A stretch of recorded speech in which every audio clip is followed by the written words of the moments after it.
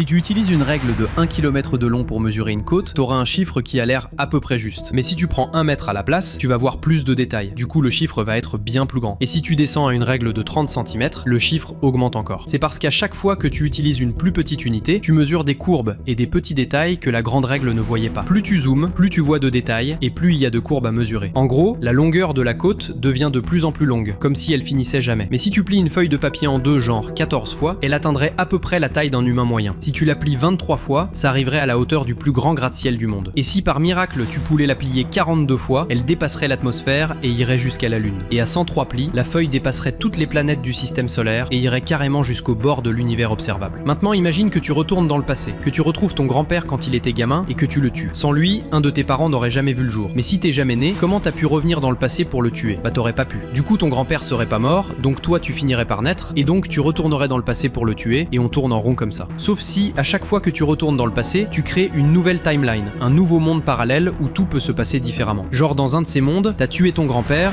mais dans l'autre, non.